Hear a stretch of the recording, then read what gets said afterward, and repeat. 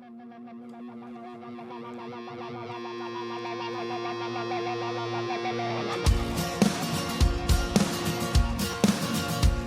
are pains we gotta follow, there are pains we cannot run when we're looking down the barrel of a gun. It is not about surviving, either living or you're dying. Stand your ground and never ever be afraid, 'cause we are one. 'Cause we are one. So break your chains, take your ground, make some noise and gather round, 'cause we are one. Yeah, we are one. We stand united. Whoa, whoa. United, together rise and fall, 'cause it's all for one, one for all. Yeah, it's all for one. And we will stand our ground.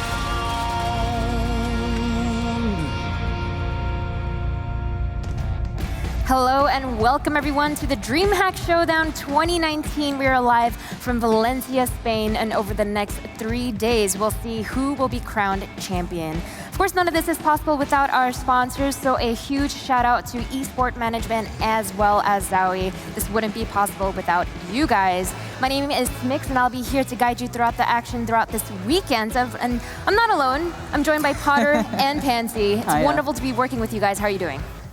I'm excited. I can't believe how good that intro video I know. is. And just the powder and everything. It's Exactly. getting me- Wait, it's when getting me you were a excited. player, did you have any of those hero shots as cool as that? Not as cool as this, no. I mean, this is on a next level. It's making me super hyped for this tournament, and these girls, they look good. They look really good. No, it looks really cool so far. I mean, we've had a little bit of a chance to look around and just see everything, and the players are hyped, which kind of makes a big difference for me as well, like seeing the players genuinely super excited, so I'm really glad to be here. And Pansy, it's so nice to have you here because I feel like we lost you for a little bit. The Counter-Strike scene has been Welcome so back. desperate to see you once again. What is it like to finally be casting Counter-Strike once again? Oh, I don't know, dude. No, I'm kidding. Come on, Lauren. No, I'm super excited to be back, genuinely doing Counter-Strike. Like, I love it, and it's a really fun event to come back to where I think everyone cares. I know that sounds weird, and everyone should care anyway, but some events, you just grind through it, and you're just there to get to the end, and it's one of those, but this genuinely feels like a lot of people have put a lot into it, so it's a real honor to be here, be able to kind of be part of that. Yeah, 100%. And Potter, for you, I feel like this event's a little bit different from what you normally do because a lot of these players you've either played against or with personally, and I feel like that has to feel a little bit different. For sure. I mean, this event is so, I feel like, close to my heart, especially because it's so exciting to be a part of something so new. And this CSGO Women's Tournament is the tournament here at this event, and I think that's so cool. And it's such an honor to be here, a part of this group of talent and this group of teams that are here. It's exciting. 100%. And over the next few days, we are going to have the honor of chatting with a lot of the amazing players that are here. And today, we're going to kick things off with Mimi from the Copenhagen Flames. So, Mimi, if you can come and join us over here, we would love to have a chat with you. It's so nice to be here with you. Yay! Hi. Hi. So, Mimi, I know I was just chatting with you a little bit earlier, and hearing about your history is absolutely amazing. You've been playing this game for so long, all the way back from when you were 16 years old in 2013, and all the way to 2019 now. I mean, that's quite a journey. Yeah, for sure. I mean, it's been a ride, but it's nothing I wouldn't have done differently. Yeah, and what's really cool is that team that you played with back in LDLC 2013, you actually played with Vilga, who you're now playing with today. So what is that like to have that relationship with a friend, like a friendship and a teammate that you have that on and off, experience with over the past few years? It's amazing. I mean, I love Vilga with my whole heart. She's amazing. I'm an amazing person, and she's such a passionate player. So I think having her by my side for all these years has definitely made me where I am today. Yeah. I gotta have to jump in then and ask a question real quick, because speaking of Vilga, speaking of you, speaking of your legacy, you can't ignore Team Secret, right? Like, that was like the name. Sorry, CLG Red, you're second place, dear, second place. You did great. But you guys pretty much dominated the scene for such a long run. How did that affect you as a player? Because you guys were not necessarily untouchable, but it clearly faded away towards the end. How was that mentally to deal with, going from, the top of the scene pretty much, and then new challenges coming up? Well, I think it motivates me. It motivates me because it means we can get better and improve all the time. And I think that's important. I think we got kind of stuck in Team Secret, just knowing that no matter what, like, we would win. We would always go into the events knowing we're gonna win. Yeah. And it kind of got boring. I mean, and also we were not good enough for the male scene. So it was kind of, it was weird. It was a weird experience because we were the best female team, but not good enough. To transfer that through, exactly. right? I see. So leaving Team Secret, I mean, that's got to be such a hard decision, especially when you're at the top and you're winning so much. What made you come back into a team like Assassins in this lineup? I know Vilga probably played a huge role in that decision making, but once you kind of leave the scene, especially when you're at the top, there's got to be a pretty convincing factor for you to kind of jump back into it. So what was that for you? Well, to be honest, I was very demotivated. Like, after I left Team Secret, I didn't want to compete anything. And pracking, like, thinking about pracking made me crazy.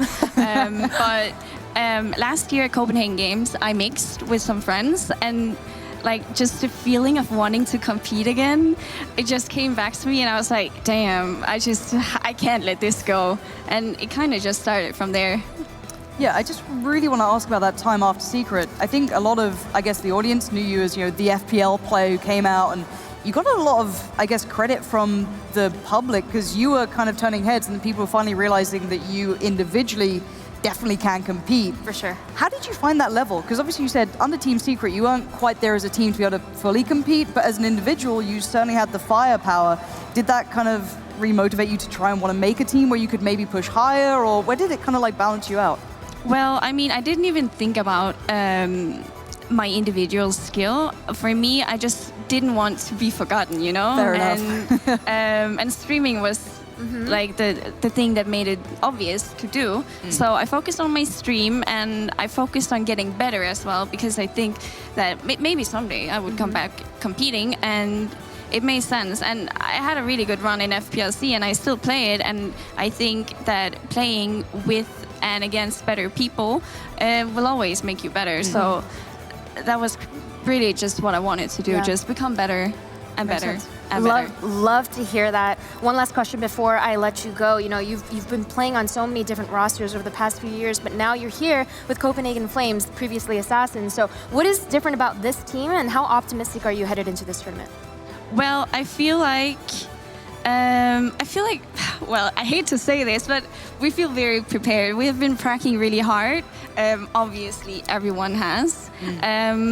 But I feel good. Like, I have this back in the day feeling, and hopefully it's right, but you never know. I don't want to jinx anything. And I know it was recently your birthday, so maybe we can even get a birthday present out of a championship for you, but we'll see it soon enough. Thank you so much for sharing your thoughts. It's always wonderful to speak with you, and we'll catch up with you later. Thank you so much. Awesome. It's so awesome talking to her, because I almost got deja vu about her, because when she was talking about how she was at the top and it almost got boring for a while. I mean, there was an era where you were at the top and your team was the one that was, you know, going through that exact same thing. So definitely. Did you also feel a lot of the similarities? And I mean, definitely. And I feel like I have to really respect that decision, because once you're at the top, it is very hard to start innovating and getting better and progressing, because there's no one else to kind of look at or look forward to. And so it is really hard to stay motivated. But the fact that she was able to kind of take a step back and look for different challenges for herself, I think that's really commendable, actually. And I think that that's probably plays a huge factor in her success here with Assassins, or Copenhagen Flames. I think it just speaks kind of volumes to what, you know, being a player really is. It's you hit one plateau and it's so hard to break up above that. Whether it be you need actual time away from the competitive scene to work on your own ability to refocus yourself, but then to come back out of it and still, you know, still be a competitor. I don't think you ever lose that, but I think that's really good to hear, and I think it gives a really good picture, especially with like your input as well. Of you do hit a ceiling and then you're kind of stuck like, well, where do I take this? So it's kind of cool to see different people working different aspects. For sure, and we're going to continue to hear from different players throughout this weekend. But for now, it's time to hear from you guys at home. You guys have been tweeting in your questions about what you're curious about. So let's pull up the first community question that we have up on the screen. Who is the Who was the weirdest person you have ever worked with, and why was it Anders? Why was it Anders, Lauren? He has a lot of theories about life. You know what I mean? Like it's a simulation. Like we've all heard them. If you're around him for 10 minutes, he will just peddle you some nonsense. But honestly, yeah, Anders is weird, but it's really Sue. Like, right? Sue seems normal. See, we did rehearsals and I didn't do this. So she's unprepared. now? No. What happened? Right, What just happened? Look, we all know Sue, right? Everyone's like, oh, she's so sweet and lovely. She does great interviews. Thank oh, you. You know what I mean? Like I agree Reddit with all loves of a bit of that. Sue. Wait till the after parties. I'll try and get some Instagram stories. You know, big something Sue was a phrase that gets thrown out because it's Sue. I'm just saying. Listen, what happens at those after parties stays at those after parties. Well, we'll see how much content we have, Sue, because I'll just start reaming off stories. We'll have to It's start fine. making stuff up. Okay, well, Anders, if you're watching, we love you. Even despite your weird oddities, we love you there's very, so very many. much. He's always got medicine. He Some does. sort of medicine. Yeah, he does. Some cure for He really likes to something. take care of Snake oil. himself. Yeah, Health is of the utmost importance for him. He's like the guy who buys stuff off Instagram ads. Yes. That's what I feel. You know what I mean? Like He he sees very the next much fad, is. he's like, that'll work. And then he'll come to the next green room and like, guys, I've got the secret. Don't worry. If you've got any ailments, you know, Dr. Anders is here. Dr. All right. Anders. But I believe we have our second community question ready as well. So will Kenzie cast yes again? Yeah, will you? No, Kenzie. never. Are you just here to casting hang out, again. or are you actually going to do some work? Interviewer. Are you kidding me? You turn up for 5 minutes a day and then you go home with a paycheck. Don't you stop? No, I'm kidding. Yeah, I will be casting. I mean, I've dipped out to PUBG for a bit. Pays well. I like the game, but I miss CS, right? Like, I was in Cologne a couple of days ago before I came here, and I just went to go and see the guys, see the players, because I miss it, right? There's a feeling to Counter-Strike that there isn't in any other game. So when the opportunity's there and the travel's not ridiculous, I'll do it. I love CS, so it's always fun to come back and kind of catch up.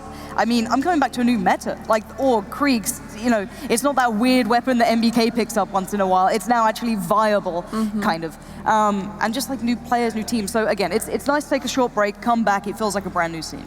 Yeah, it's so great. I mean, all banter aside, like honestly, I think everyone was super stoked to see you part of the lineup and have you Look, involved. I'm excited to finally work an event with you guys. I know. How ridiculous is it that we haven't done an event together? Well, you've been MIA. Come All right. on. No, I had to just give you a rub it in. chance, dude. I had to give you a chance so you could get some jobs. No, I'm kidding. I'm absolutely It does feel a little bizarre that this is actually our first time officially working, all three of us together. Yeah. Absolutely nuts. It's something like you were the player, I was a caster, and you were off in StarCraft land. Exactly. You know what I Yeah. mean? So. But finally, the stars and moons have together. converged, Yes. and it's come down to this weekend. We have one last community question, so let's pull that up for you guys who have been tweeting in from home in just a Drum little roll, second. please.